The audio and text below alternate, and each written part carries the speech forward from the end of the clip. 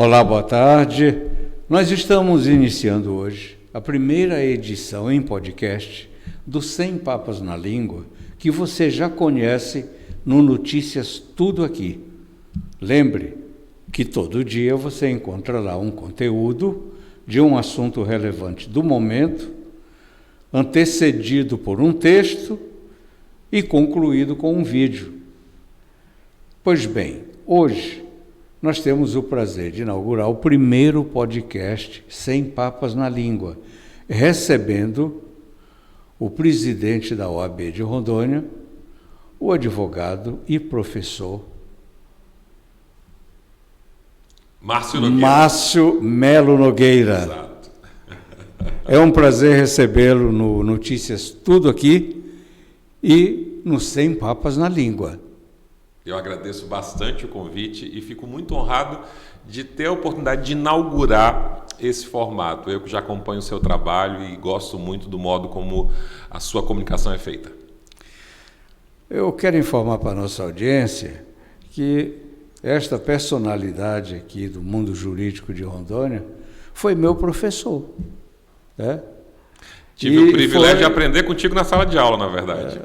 Eu aqui aprendi com o senhor até hoje as lições, que nesse momento, eu não sei se aquelas lições estão valendo muito, mas isso nós vamos discutir mais tarde, né?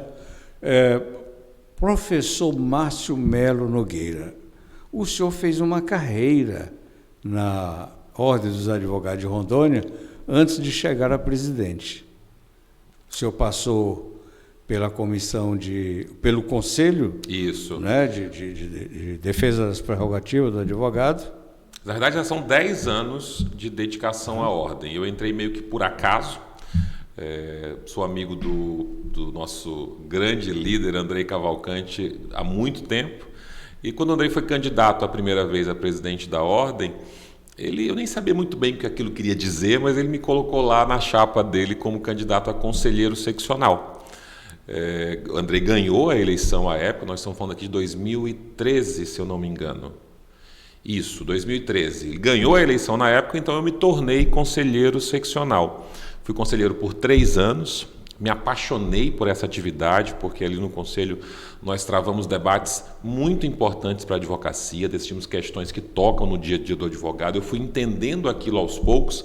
Eu era um advogado muito focado na minha advocacia, nos meus prazos, nos meus compromissos com os meus clientes, mas fui tomando gosto por aquilo, até que um ponto em que, quando o Andrei decidiu sair candidato à reeleição, ele enxergou em mim um papel muito relevante para a ordem.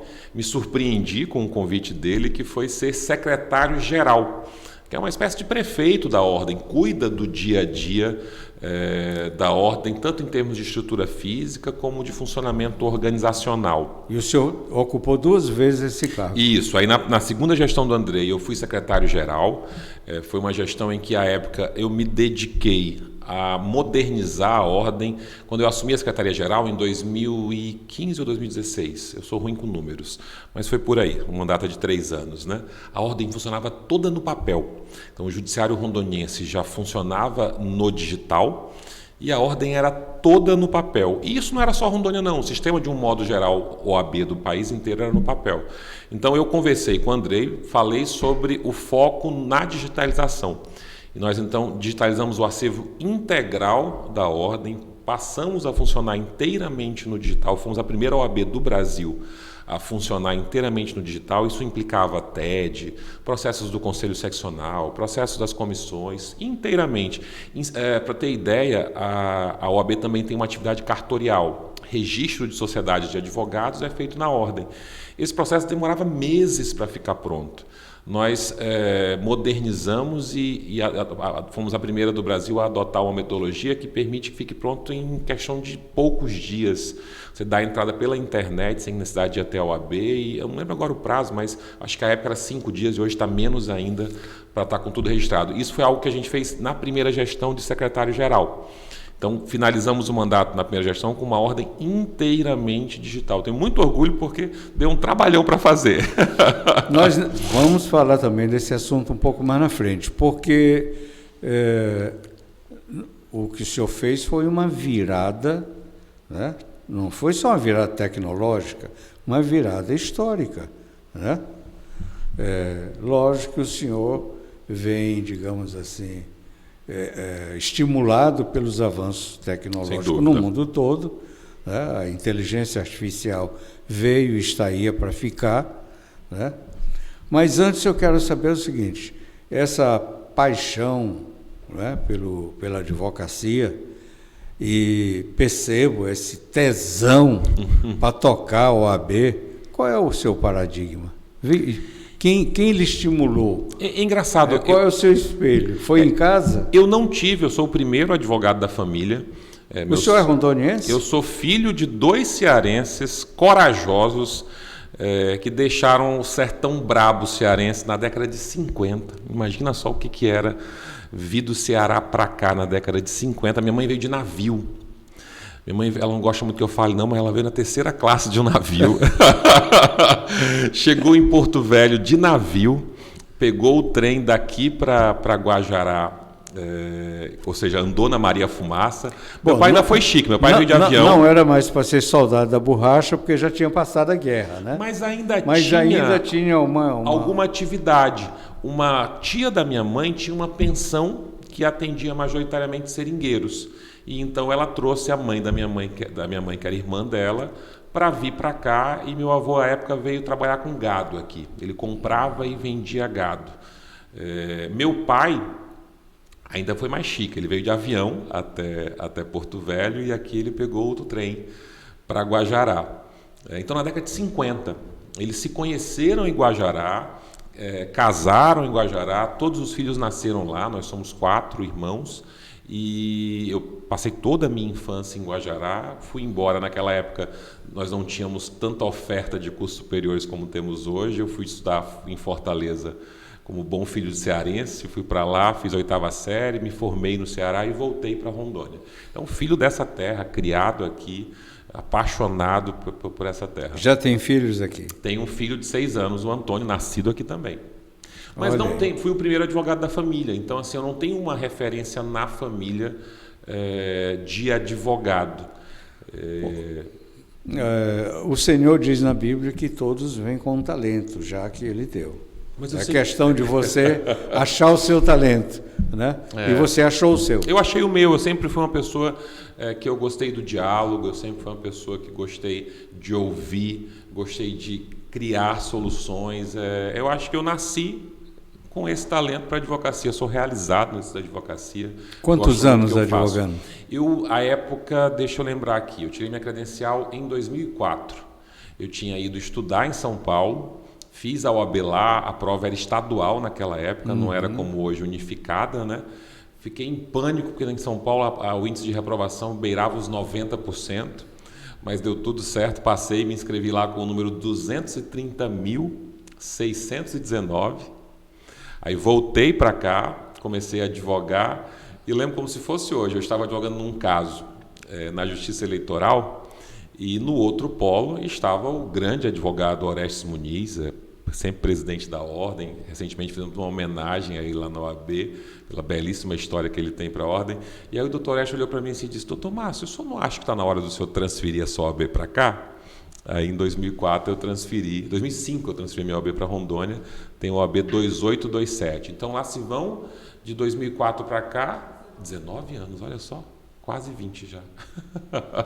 Quase 2 décadas, né? Quase 2 décadas de dedicação à advocacia.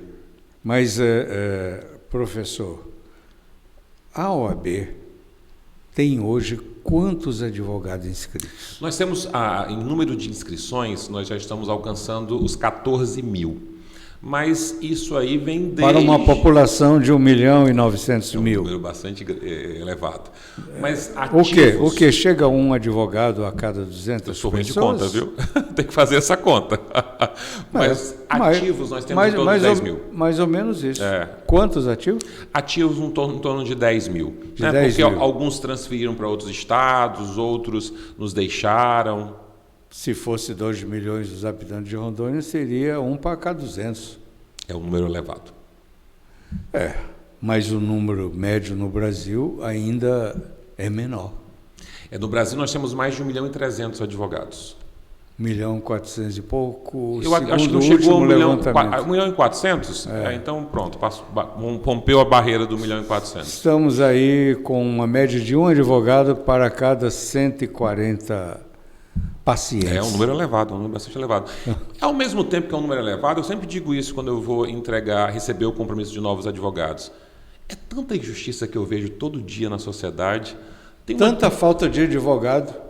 Não é, eu digo, quando a gente olha a Constituição Federal e os direitos que são assegurados nela, e nós comparamos com a realidade que nós vivemos, há uma distância abissal que separa aquela promessa feita pelo Constituinte da realidade que nós vivemos. Então eu vejo muito trabalho para a advocacia sim. Apesar de parecer que não tem espaço, mas o mercado eu vejo acolhe. Que, sim, a questão é, na verdade... Aliás, o mercado seleciona também, seleciona, não é? E é bom lembrar que a nossa realidade mudou muito. O profissional que o mercado demandava há algum tempo atrás não é mais o profissional que ele demanda hoje. Eu, como advogado, gastava boa parte do meu dia em rotina forense, fazendo carga dos autos, tirando em vista para fazer cópia e devolver, conversando com servidores de um cartório para que um carimbo fosse colocado nos autos. Tudo isso a tecnologia devorou. Então, quem se dedicava a essas rotinas, hoje em dia não é mais, e só sabia fazer isso, hoje em dia já não é mais útil para o mercado. Nós tínhamos a figura do advogado audiencista, que passava o dia inteiro no fórum fazendo audiências para outros colegas. Isso mudou, já não há mais tanta demanda nesse sentido. Então, o que eu digo sempre é que mercado tem. A questão é nós, como profissionais, entendermos qual é o tipo de profissional que o mercado demanda e nós estarmos prontos para atender essa demanda. Né? Sim, porque as atividades humanas também têm mudado, não é? Isso. E muito, né? Muitas profissões já se extinguiram. Né? Meu filho de 6 anos talvez vai escolher uma profissão que nem existe ainda. Que nem existe ainda. Outras surgem, algumas vezes acabam, outras surgem, né? Olha, e a do advogado, como é que está? Eu sempre digo isso. Vai resistir, eu porque não tenho o senhor sabe que tem teses aí bastante consolidadas até de que eu acho que tem um núcleo não essencial. terá muito tempo de duração. Tem um autor inglês, o Richard Susskind, que é um dos maiores, os mais respeitados teóricos do futuro do direito, e ele ficou célebre com um livro que o nome era O Fim da Advocacia, End of Lawyers. Eu acho que a advocacia não acaba nunca, porque tem um núcleo da atividade do advogado que sempre vai ser útil para a sociedade, para as comunidades, que é o quê? Nós, seres humanos, somos, por definição, por essência, está na nossa natureza sermos relacionais. Nós não gostamos de viver isolados, nós precisamos nos relacionar. Isso é instintivo. Eu instintivamente busco me relacionar. E onde tem relacionamento, tem conflito. Com é certeza. próprio do humano se relacionar e desse relacionamento surge atrito. A advocacia é a profissão que ao longo dos anos nós criamos para nos ajudar a lidar com os conflitos, seja para preveni-los, seja para criar estratégias para nós não termos conflitos, seja para nos ajudar a lidar com os conflitos que acabam acontecendo e vão continuar acontecendo. Então, a advocacia sempre vai ser demandada. Sempre vai ter espaço para a advocacia. A questão é nós entendermos qual é a advocacia que hoje é demandada. Mas eu não tenho o menor receio. É como se observa, por exemplo, no campo, né? Fazer aqui uma ligação com o nosso agronegócio, que é o nosso negócio mais forte em Rondônia. Sim, e crescendo. Né? Olhe o que mudou eu não vou dizer de 20 anos, de 10 anos para cá. Sim. Antes, quando o sujeito não tinha profissão nenhuma, era analfabeto, não sabia fazer nada, ele era agricultor. Pegava uma enxada, um facão, estava resolvido. Esse espaço está desaparecendo. Hoje o cara tem que ter um curso muito consolidado de conhecimento técnico para operar as máquinas que estão chegando no mercado. Porque as atividades mais simples foram automatizadas, né? Que é o mesmo que acontece com a advocacia. Antigamente você advogava realizando atividades muito simples que hoje foram automatizadas. Até, inclusive, o desenvolver petições mais simples que a inteligência artificial hoje já desenvolve muito bem. Né? Então, na sua visão, o advogado continuará sendo essencial à justiça? O advogado que gosta de gente, o advogado que tem disposição para ouvir, para construir consensos e que foca na solução e não no litígio. Esse advogado aí, na minha compreensão, é o que o mercado demanda hoje. Eu vou concordar com o senhor e vou voltar lá na origem humana pelo viés religioso. De todas as criaturas que Deus fez naqueles 6 dias de trabalho, né? Ele mesmo já criou um código de lei para controlar um dos seres, que foi o humano. Não tem jeito, tem que ter. O ter. humano, antes de ser homem carnal com vida finita, porque no começo Adão e Eva eram santos, sim, né? Vida eterna. Tanto que eles não se viam nus, não se desejavam. Até o pecado original. Até a primeira transgressão, o primeiro crime, que nós chamamos de pecado original. Sim. Na verdade foi uma desobediência à lei. E todos que desobedecem à lei cometem crime. Então, olha só, ainda eram santos, mas já eram humanos. Já cometeram o primeiro crime. E aí veio o primeiro castigo. E verás do sol o teu rosto. Vais parir com dores. Estava tudo lá já, né? Já estava tudo lá, não estava? Estava tudo lá. Eu acho que, não vou discutir, a veracidade disso aí fica para outros teólogos aí. Mas já é uma indicação de que a advocacia continua. Sem dúvida, não tenho o menor receio quanto a isso. É verdade, porque é o instrumento de pacificação da sociedade. Né? É isso. E a paz ela é sempre construída, ela nunca é dada de presente.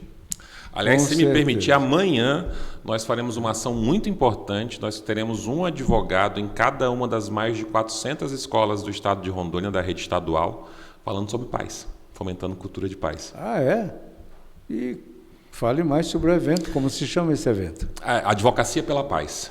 Nós temos percebido a necessidade de fomentar uma cultura de paz. Temos eventos recentes preocupantes, que nos alarma a todos, que nos preocupa a todos. O que motivou foi os ataques nas escolas? Sem dúvida. Os ou ataques, foi o 8 de janeiro? Eu acho que há um contexto todo de violência. E nesse contexto todo de violência... Que vem a partir de janeiro para cá ou antecede a isso? Não tenho dúvida que é anterior a isso. Né? E só tem um jeito de lidar com a violência, é falando sobre paz, é construindo e fomentando uma cultura de paz.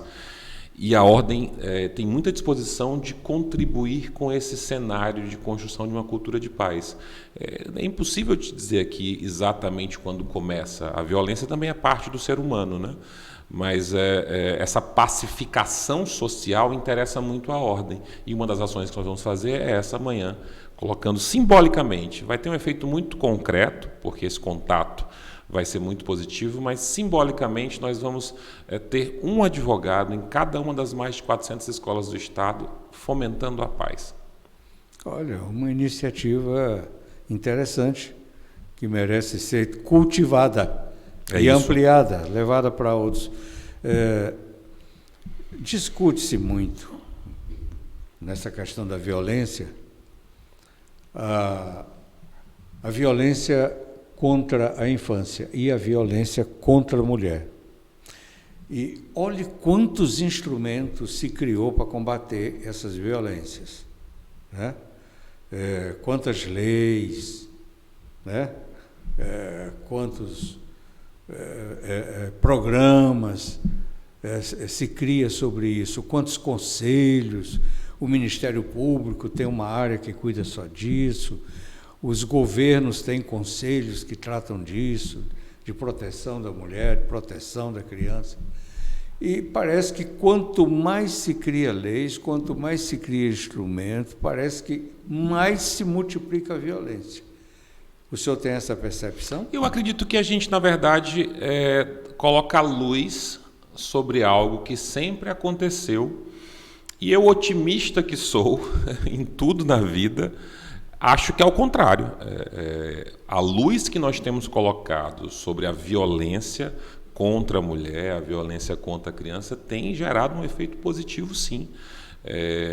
Cada vez mais tomamos consciência de que a violência é intolerável, essa intolerância vai tomando conta, virando um sentimento coletivo, e a gente avança para diminuir, sim, a violência contra a mulher. A Ordem, inclusive, tem uma comissão da mulher advogada que faz um trabalho muito próximo. Nós, inclusive, para dizer uma ação apenas, entramos com uma ação civil pública alguns anos atrás para garantir um atendimento adequado à mulher vítima da violência, contribuindo com esse debate que recentemente virou uma política pública por meio de uma lei que foi aprovada pelo Congresso Nacional. Eu acho que cada vez mais a gente tem que falar sobre violência para mitigá-la, para fomentar uma cultura de paz, e acredito que esses movimentos todos têm sim exercido um papel muito importante para mudar a realidade. Na minha percepção, nós temos números que ainda são alarmantes. Esses dias fizemos um debate na OAB, juntamos representantes do Tribunal de Justiça, do Ministério Público, da Advocacia para falar sobre violência contra a mulher, e foram colocados números muito alarmantes, mas a realidade era muito pior lá atrás. Hoje a gente mede, hoje a gente tem números e a gente tem como acompanhar como esses números estão evoluindo ou involuindo. Então é um cenário, sim, de avanço. Tem fins de semana que, quando chega na segunda-feira, eu dou uma olhada na imprensa local, regional, nacional, e é tanta agressão contra a mulher que eu chego a ter a impressão que o homem brasileiro está começando a ter ódio de mulher. Lembra como era o ditado antigamente? Briga de marido e mulher não se mete a colher? Sim. Quantas esposas, quantas mulheres eram espancadas, os vizinhos tinham conhecimento daquilo e nada faziam porque a cultura era calar. Então eu tenho a impressão que agora não. Cada um de nós tem um sentimento no seu coração muito forte de que é intolerável. Sim. De que em briga de marido e mulher se mete a colher, sim. E o vizinho liga para a polícia, o vizinho aciona a polícia. Se a polícia toma conhecimento daquele fato, nem se a mulher quiser, que foi outra evolução legislativa, o marido dela deixa de ser processado e responder por aquela violência. Então, o que eu acho que nós temos hoje é mais consciência, uma forte expansão de consciência, e isso nos leva para um lugar melhor, que é um lugar menos violento. Olha, o senhor lembrou uma frase do passado, eu vou lembrar uma outra para o senhor. Ver se o senhor conhece ela, e a consequência que ela traz. Prenda a sua cabrita que meu bode está solto. O senhor conhece essa? Conheço, o resultado... Essa é bem lá do seu estado, do Ceará. E do meu, que sou próximo do senhor ali. Eu sou lá do Maranhão. Qual é o seu? Do Maranhão, ali perto. Então, a cultura machista vem daí. Mas vem também de alguma coisa mais antiga, que era de fazer o homem protetor da família. Era ele que ficava com o encargo da defesa. Se alguém agride sua mãe, sua filha ou a sua irmã, é você que vai lá, nem que seja para morrer, né? Para você mostrar que você é o macho que defende a casa, é você que vai lá, né? Mas isso também é uma coisa que vai passando de geração para geração. Então, o senhor não acha que seria interessante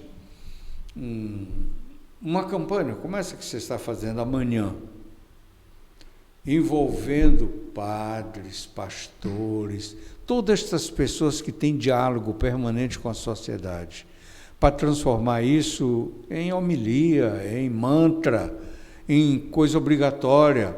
O pastor falar sobre estas políticas de pacificação, né?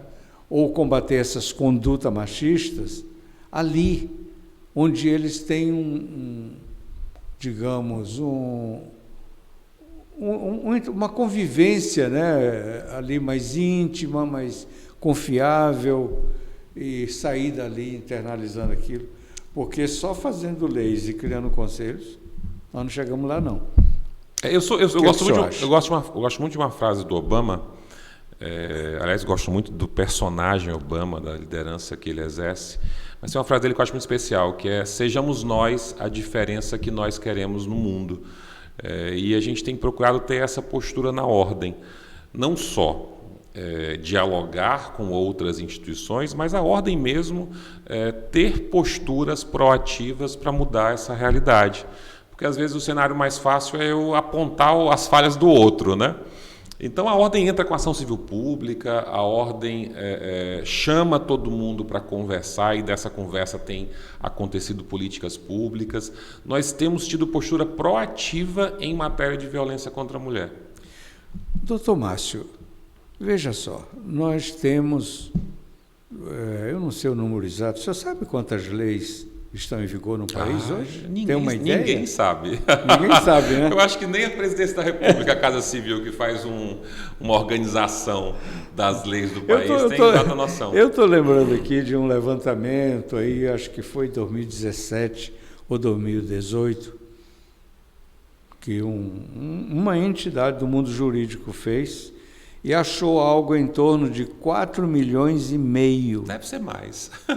Naquele tempo era, todo dia criam, né? Eu acho que já passou de 5 milhões.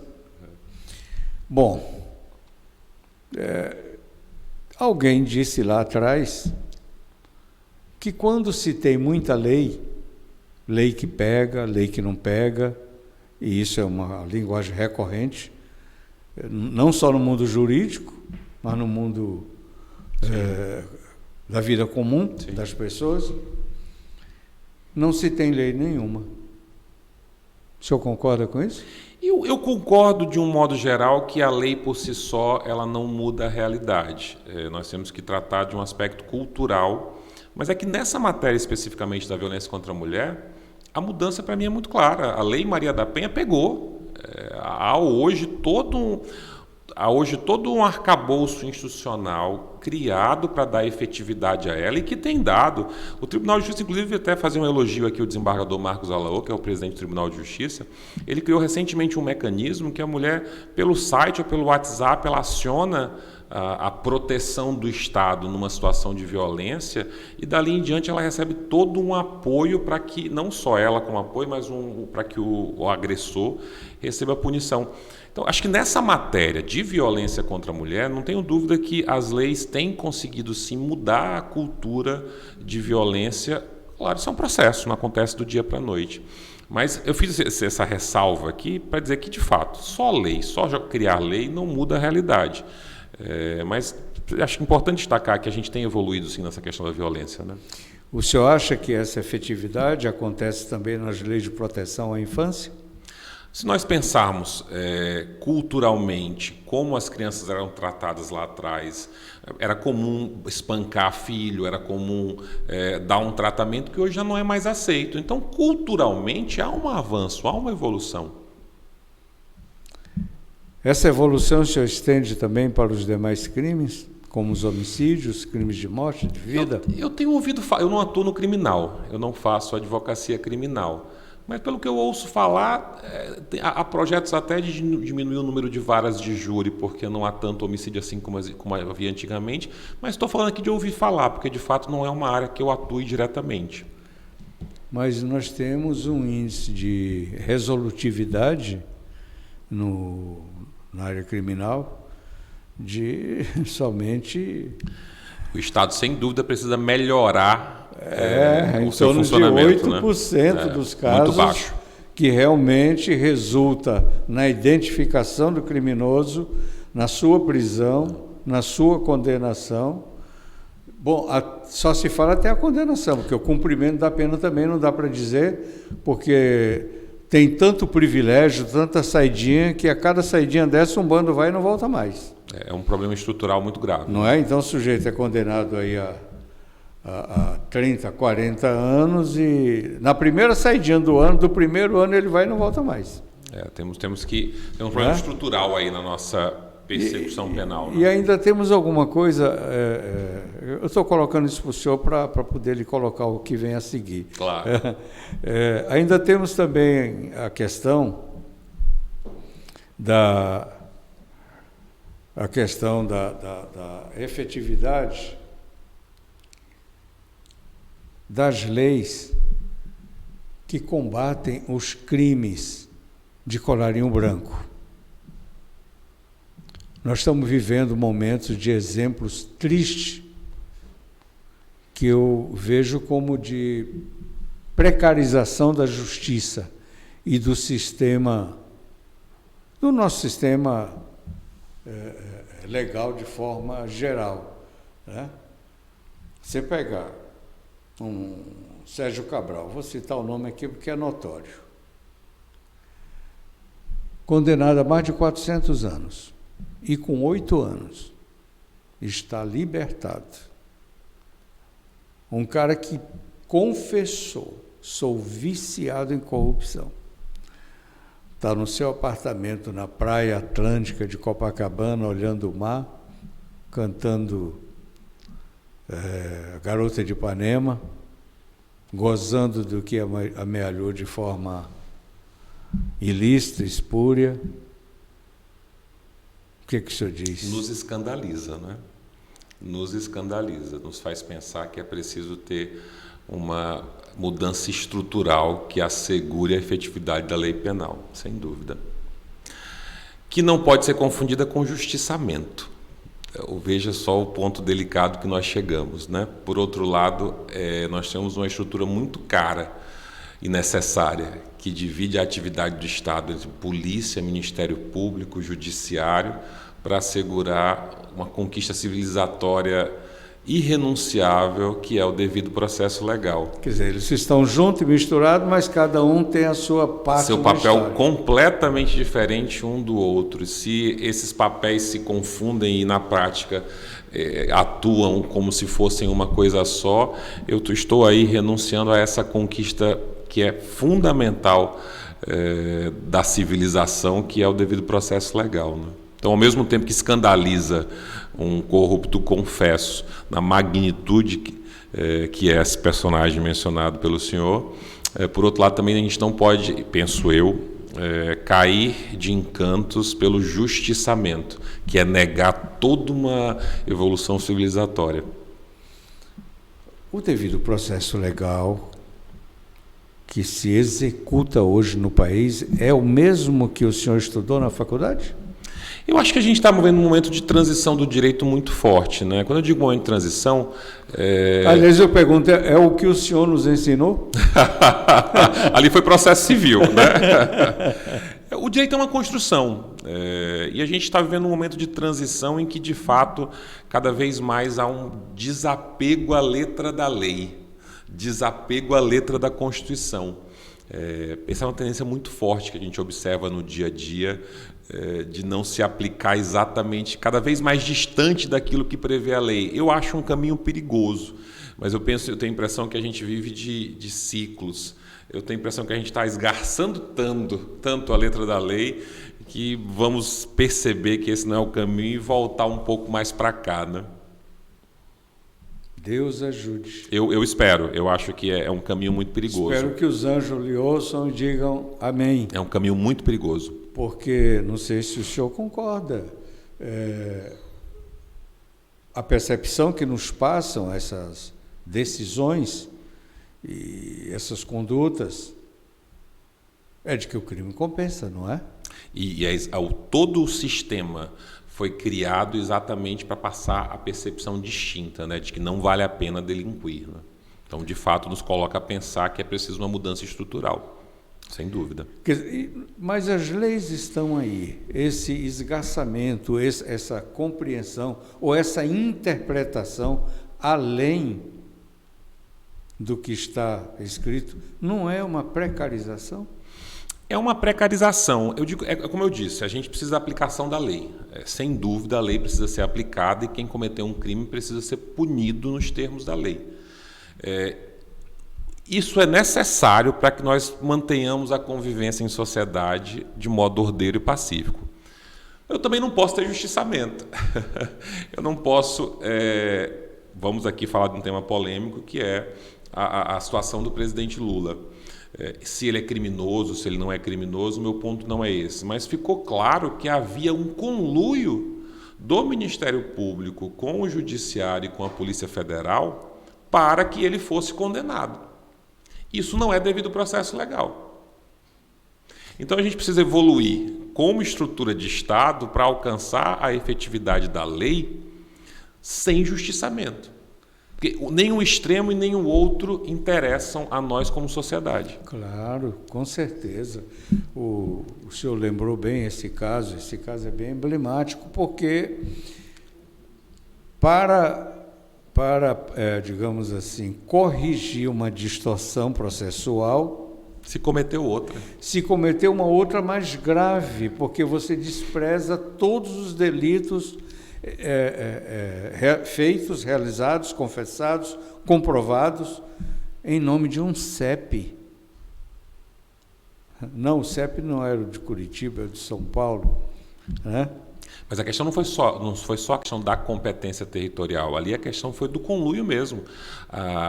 As conversas mantidas pelos atores das 3 instituições revelavam que eles estavam em concerto. Então eu tinha Judiciário, Ministério Público e Polícia Federal combinando como se desenrolaria o processo.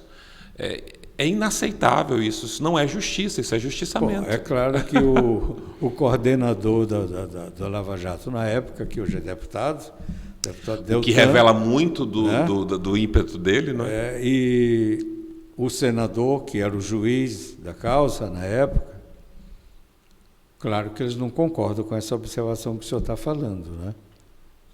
E o senhor não acha que os mandatos que eles obtiveram foi uma resposta da sociedade de aprovação de suas condutas? Sem dúvida. Não há dúvida nenhuma que uma parcela da sociedade aprova essas condutas. Eu lhe digo claramente que eu não.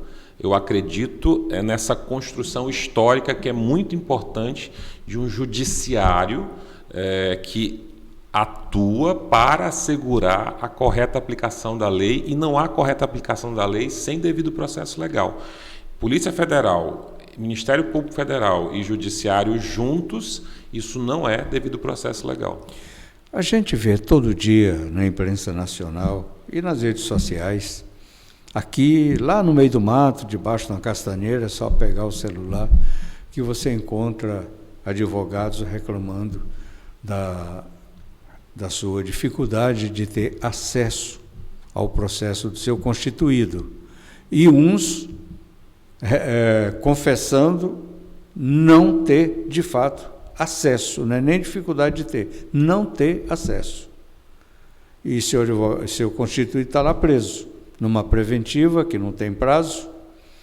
Eu acho que pelo menos 1/3 dos presídios são ocupados com prisões preventivas, de presos sem condenação, sem julgamento, o que já é uma anomalia. Sem dúvida. Acho que o tempo de duração do processo é um tema muito relevante. É uma barbárie isso até.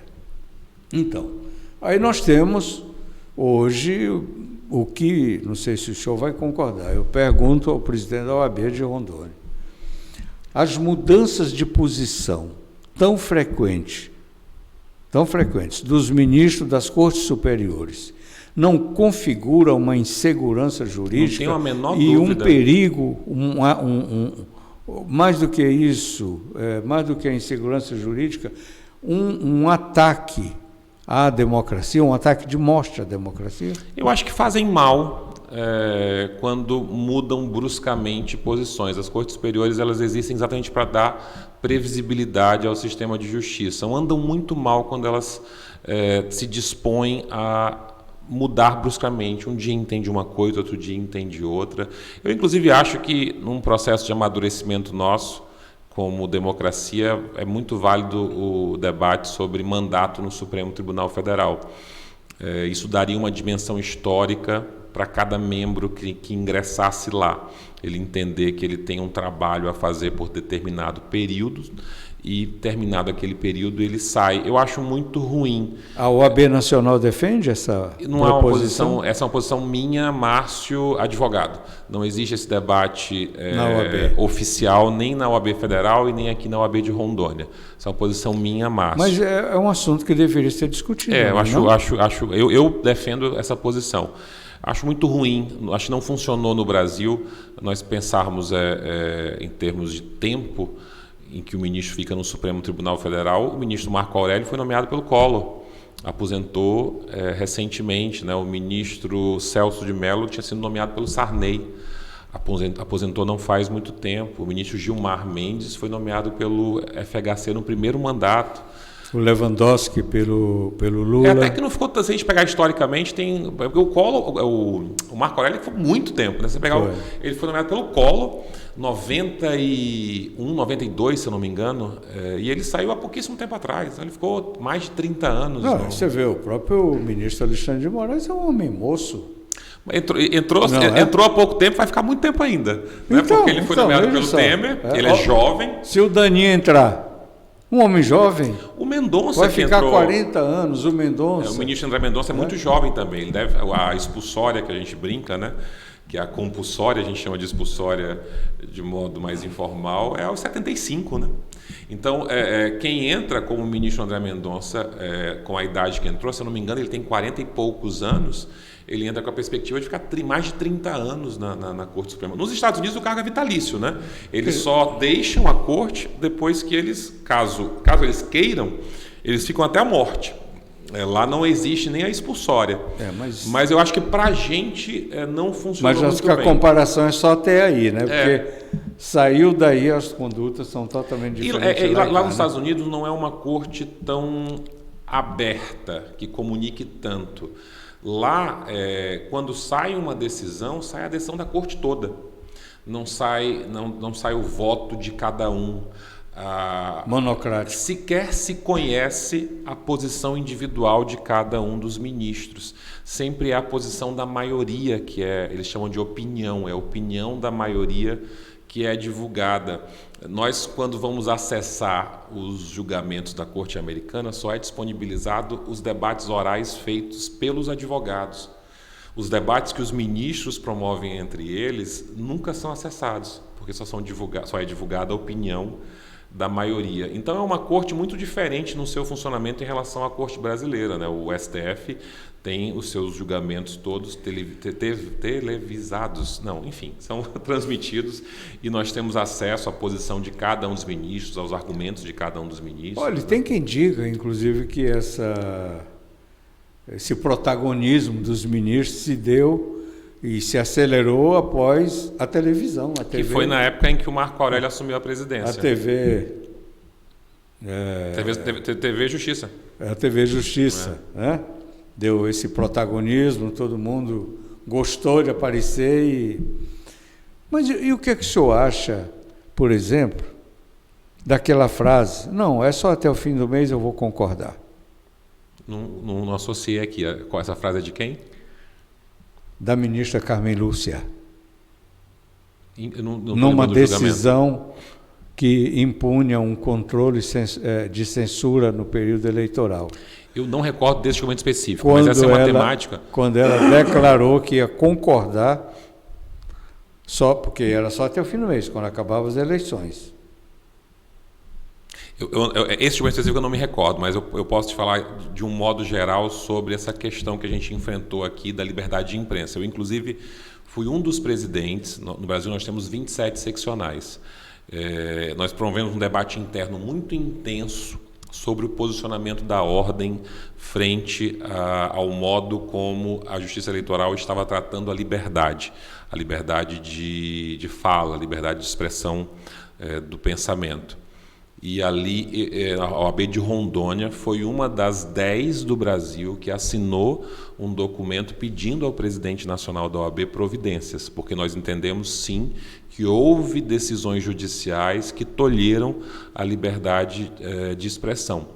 E eu te digo isso, eu tenho muito orgulho dessa posição, porque eu acredito que houve, sim, momentos em que se tolheu indevidamente, mas te digo que existe um grande desafio hoje no mundo inteiro, que é lidar com a desinformação. Antigamente, quando eu contava uma mentira, a minha capacidade de fazer essa mentira chegar a outras pessoas era limitada. Por mais que eu tivesse um jornal e conseguisse publicar nesse jornal, era limitado. Eu tinha um alcance limitado daquela mentira que eu contava. Hoje, com a tecnologia, a mentira ela tem uma força muito maior para alcançar a todos, e ela também é muito mais fácil manipular através de mentiras a opinião coletiva. É um baita de um desafio, porque a gente inclusive agora está partindo para a inteligência artificial, e aí vem as deepfakes, que são mentiras profundas na tradução literal, e que esses dias publicaram, só para a gente situar aqui o que a gente está conversando, né? A coisa não é tão simples. Uma coisa é controlar a desinformação numa conversa entre pessoas, e outra coisa é como lidar com a tecnologia que dissemina tão rápido e facilmente a desinformação. Esses dias ficou muito famosa uma foto do Papa com uma roupa bonita, estilosa, e era mentira, o Papa nunca usou aquela roupa, foi criada a imagem perfeita, saiu até na Vogue, aquela revista sobre moda, divulgando que o Papa estava mais fashion, e era mentira. E aí, para falar no tema que realmente tem gerado discussão, saíram imagens do Trump preso. Perfeitas as imagens do Trump preso. Você olhava para aquilo e você acreditava que o Trump estava preso. E ele nunca foi preso. Então nós temos como sociedade que achar um caminho para lidar com esse grande perigo que é a tecnologia usada para desinformar. É um grande desafio, sem acabar com essa conquista civilizatória que é a liberdade de expressão.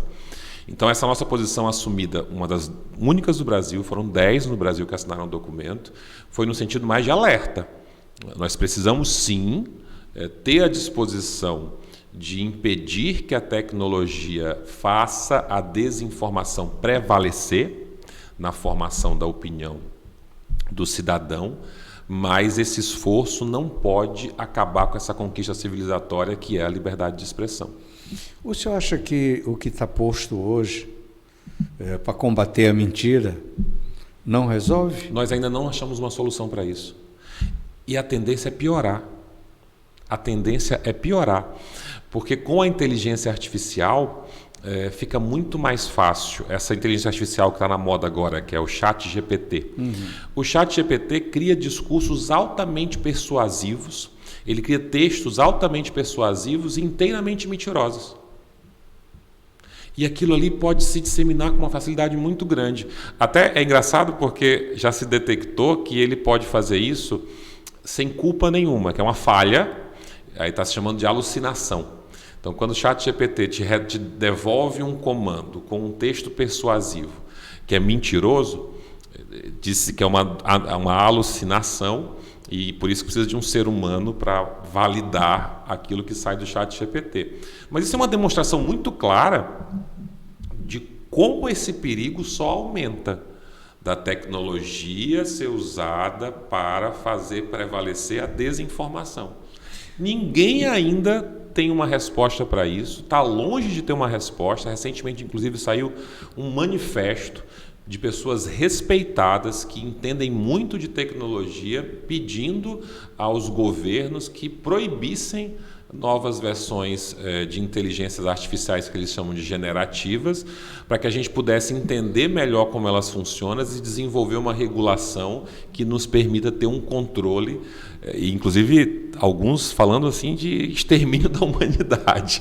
Tem um autor que eu gosto muito, que é o Yuval Noah Harari, que é um israelense, que ele tem falado muito sobre como nós nos construímos como humanidade, para onde nós estamos indo.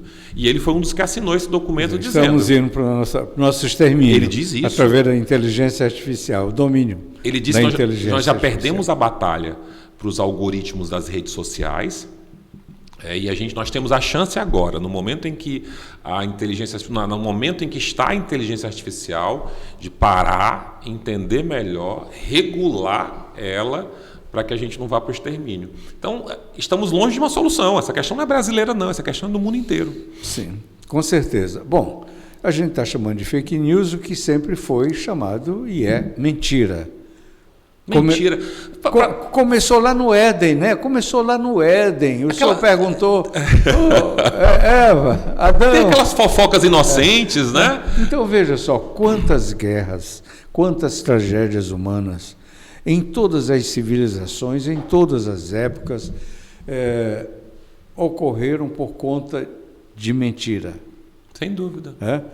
Mentira proposital e a mentira que às vezes foi construída para fazer uma defesa, sem ter, mas gerou um efeito de tragédia, de catástrofe, de guerra, de luta, de dissidência. Eu acho que isso aí não é o cachorro correndo atrás do rabo, não. Mas negar esse desafio também não me parece um bom caminho, né? Não é. Negar não. Eu acho que o controle deveria avançar no sentido de se conseguir chegar naquele que causou o dano, de fazer com que ele não fique oculto, de se alcançar aquele que causou o dano. Porque o resto é isso. O senhor me ofende, se o senhor me xinga, se o senhor fala mal de mim, eu tenho 3 artigos na lei civil que... Olha o desafio que o Yuval está colocando. Olha que interessante. Ele diz o seguinte: as redes sociais, elas acabam trazendo a mim só aquilo que reforça um viés que eu tenho. Então, se eu tenho uma visão mais bolsonarista, a rede social, ela percebe que eu tenho essa visão pelo modo como eu interajo com aquilo que aparece na minha tela, e ela passa a me mostrar uma realidade inteiramente bolsonarista que vai acirrando em mim esse meu sentimento. Do mesmo modo para o lulista. Estou aqui sem posicionamento. Aí o que o Yuval fala? Que nós estamos na iminência de ter... Só que cada uma daqueles conteúdos que chegam até mim hoje são feitos por alguém. Cada foto daquelas que chega até mim hoje reproduz um acontecimento que de fato aconteceu, sendo aqui redundante de propósito. O que ele diz é que a gente está na iminência dos textos serem produzidos inteiramente por inteligências artificiais, das imagens serem produzidas por inteligência artificial, e isso virar toda uma realidade que nunca existiu. E a tecnologia está muito próxima de fazer isso acontecer, de modo que eu vou ficar inteiramente convencido de uma ideia, de uma tese que não toca a realidade. Esse é o perigo que nós estamos. Então, eu acho que é importante nós falarmos sobre isso e testarmos formas de lidar com esse desafio. Mas dentro do respeito do regulamento, liberdade de expressão, da liberdade. Eu vi com muita, não sei, a visão do senhor, quero ouvi-lo a respeito disso, quando o ministro da Justiça, semana passada, se referindo à já conhecida lei da censura, que está lá, aquela PL, acho que 2630, né? Que foi retirada de pauta, mas não foi arquivada, está se tentando trazê-la, é uma ameaça à liberdade de expressão. O senhor não acha que em cima dessa tese, desse discurso, como o senhor acabou de esclarecer aí para os nossos ouvintes, nosso leitor, pode também ser uma justificativa para uma coisa mais danosa, uma coisa pior, como o controle efetivo por parte do governo do que você pensa, do que você pode falar, enfim, uma comunização? Não é o caminho para uma comunização? Esse é o grande desafio. Por um lado, eu não quero a desinformação, por outro, eu quero a liberdade de expressão, e ninguém achou um modelo ainda. Sobre essa proposta em discussão no Brasil, me pareceu que ficou claro que não há um amadurecimento para se votar do modo como estava proposto essa regulação. Então, mas o senhor viu que eles... estavam queriam votar. De qualquer jeito, né?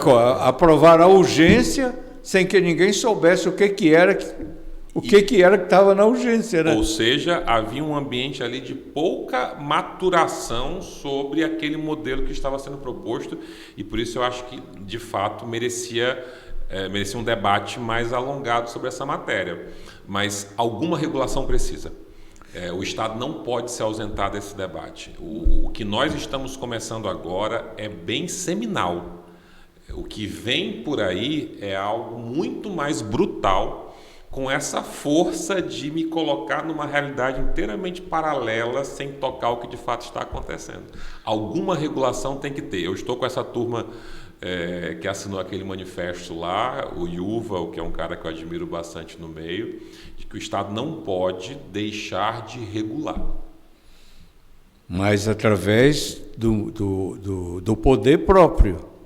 Não, e eu de volta novamente. Através do poder próprio, não é não? Através do parlamento, ou o senhor concorda que pode ser pelo Poder Judiciário, pelo STF? Não, pelo parlamento. Porque o Dino disse, olha, vai ser feito de qualquer jeito. Se não passar lá, vai ser por aqui, vai ser por ali. O senhor concorda? Pelo parlamento e pelo que nós vimos, o debate não estava maduro naquele momento. Nós precisamos falar mais sobre isso. Uma outra coisa interessante é que nós estamos já caminhando para o final da nossa, rápido, né? Conversa. Passa rápido, né? Eu acho que quando a conversa é boa, a gente se empolga e não vê, né? Veja só, nós temos aí esse episódio triste da história do país, que foi os eventos do dia 8. Sem dúvida. Claro que a invasão dos órgãos públicos, dos poderes públicos, não é só a invasão da sede do Supremo, da sede do Poder Legislativo, do poder de qualquer órgão público. Se invadir aqui o prédio do Tribunal de Contas, é um órgão público, é um poder tanto quanto, né? E a gente tem, resultante disso, umas práticas que estão sendo colocadas pela primeira vez no Brasil, que preocupam, não é, doutor Márcio? Eu não tenho dúvida que nós precisamos deixar claro que não é tolerável aquilo que aconteceu no dia 8. Claro, a violência jamais se justifica. Nós construímos como civilização modos de resolver a insatisfação que não passam pela violência. Ainda mais violência contra símbolos não só políticos, mas símbolos... Ali se atentou contra aquilo que representa o que nós somos como Brasil, como nação. Então, a representação maior do judiciário, a representação maior do executivo, o que nós somos como democracia. Eu acho que isso é intolerável. Agora, de fato, o modo como se vai tratar isso é aquilo que nós conversamos mais cedo. Não pode ter justiçamento. Então, para coibir o que aconteceu no dia 8, só tem um remédio, o devido processo legal. Só tem um remédio, aplicar a lei assegurando o devido processo legal. A individualização do crime, da conduta, da pena, mas parece que isso não está sendo observado. Direito é luta. Direito se faz lutando nos meios previstos no ordenamento. Se jogou na mesma bacia o que estava lá dentro, o que estava do lado de fora, o que estava cozinhando no acampamento. Não, eu não tenho a menor dúvida que esse não é o caminho. E pelo que me consta, ali estavam tratando do recebimento da denúncia. Uma vez recebida a denúncia, se inicia uma ação penal e nessa ação penal se assegurará a ampla defesa e o contraditório. Eu não conheço esses autos a fundo para te dar uma opinião abalizada sobre o julgamento, mas eu não tenho dúvida que o remédio para tratar esse grande mal que se cometeu no dia 8 é o devido processo legal, é a correta aplicação da lei. Doutor, veja só, a questão do flagrante tem aí o chamado inquérito do processo, como é que é inquérito? Processo do flagrante eterno. Foi até um ex-ministro que deu esse nome, né? Onde tudo se joga ali, conduzido pelo ministro Alexandre. Isso não está na lei. Eu concordo, como eu disse, eu fui uma das OABs, uma das únicas OABs do Brasil que publicamente assumiu uma posição... Eu até estudei bastante o processo criminal, porque eu queria fazer a OAB nessa área. Né? Meu Deus! Eu sou a OAB de Rondônia, uma das 10 do Brasil que muito claramente e de modo público apontou que há decisões do ministro Alexandre de Moraes que atentam contra a Constituição Federal. Qual é o remédio? A saída? A construção, o direito é sempre um fazendo, o direito é uma construção permanente. Não tem remédio fora do processo, não tem remédio pronto. Nós temos que continuar fazendo o direito operar. Esse debate é importante, ele não pode estar travado, ele tem que acontecer e no processo as posições serem colocadas. Essa é uma construção permanente, uma construção nossa como civilização, como sociedade. Não existe solução pronta, é um fazer mesmo, é um fazendo. Veja só o caso do Anderson, o ex-ministro da Justiça. Aquilo está, na opinião pública, o que passa para o país inteiro, estão transformando ele no Marte. E parece que não tem saída, porque nesse processo está se atraindo para o Supremo pessoas que não têm foro privilegiado. E tudo enfeixado na mão de um único ministro, a quem, acima dele, não tem a quem recorrer, porque os demais, pela conduta exposta, induzem que estão de acordo com tudo que ele pratica. Então não adianta você recorrer. O remédio para isso é o devido processo legal. Mas como? Se está travado o devido processo legal? A justiça é dos homens e é construída todos os dias por todos nós. Não tem remédio fora do devido processo legal. Vamos ter que esperar acabar o mandato do Pacheco, eleger um novo presidente do Senado, eleger outros senadores. Tivemos uma renovação considerável lá no Senado, na verdade. Quer dizer, é uma construção ao longo do tempo, não é uma solução para agora. Pela violência que não é. Disso eu não tenho dúvida. O senhor não acha que nós estamos caminhando para um caminho fora dos parâmetros da democracia? O MST não é um braço para precarizar o direito de propriedade? Nós, inclusive, fizemos uma manifestação pública recentemente em resposta a esse anúncio feito pelo MST de que ele invadiria terras, né? Mas apoiado pelo presidente, que leva o seu presidente, o Stedley, em viagens internacionais para a China. Precisamos falar sobre isso. Precisamos colocar a nossa posição. E entregando o INCRA, entregando o INCRA para membros do MST, que não tem CNPJ, não é partido, não é uma organização, não é uma associação. Precisamos falar sobre isso. Como OAB... Não lhe parece um grupamento terrorista? Como OAB, eu tenho feito questão de me posicionar sobre os temas que são relevantes para a sociedade. Nessa questão específica do MST, nós publicamente nos colocamos no sentido de que é preciso, sim, defender a propriedade. A OAB como toda, pensa como o senhor? Sim. A OAB é muito plural. Dentro da OAB, nós temos várias posições. Então, por isso que eu digo que a OAB, a ideologia dela é a Constituição Federal. Não tem como nós pensarmos numa OAB capturada por uma outra ideologia que não seja a Constituição Federal. A OAB ela não é de direita, ela não é de esquerda. Ela está ali A CNBB disse isso essa semana, que não é de direita nem de esquerda. Eu não conheço a fundo e por dentro a CNBB como eu conheço a ordem. Eu posso falar da ordem... Eu estou falando da coincidência. Isso é um discurso nosso de sempre de prática. Se você olhar historicamente, quem pediu o impeachment do Collor? Foi a OAB. O Collor era tido como direita ou esquerda? Era direita, né? À época ele era tido como direita, não era? Foi um que veio para combater os marajás, né? À época me parece que ele era de direita. A OAB pediu o impeachment da Dilma também, que é de esquerda. Então a OAB sempre ficou muito atenta e continua àquilo que é importante para o nosso desenvolvimento democrático. E aí, por vezes, você sabe que quando eu ando na rua... e converso com os colegas, os bolsonaristas dizem que eu sou lulista e os lulistas dizem que eu sou bolsonarista.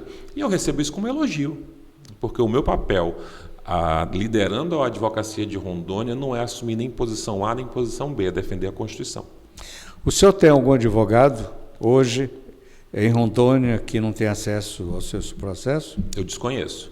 E nas situações que nós chegaram até nós... Então o Conselho de Defesa de Prerrogativa aqui faz funcionar. Os casos que chegam até nós... O senhor passou por lá do Zé, né? Sim, no segundo mandato de secretário-geral eu acumulei com a presidência da Comissão de Prerrogativas. Eu não tenho hoje nenhuma situação específica de falta de acesso aos autos. Doutor Márcio, tem alguma coisa que eu não perguntei para o senhor, que o senhor gostaria de falar, de enfatizar, porque nós estamos chegando ao final da nossa conversa. Uma pena, né, senhores? Porque a conversa com o doutor Márcio, um homem inteligente, está muito boa. Obrigado. Te agradecer a oportunidade, dizer da disposição que eu tenho de fazer uma ordem muito conectada com a advocacia.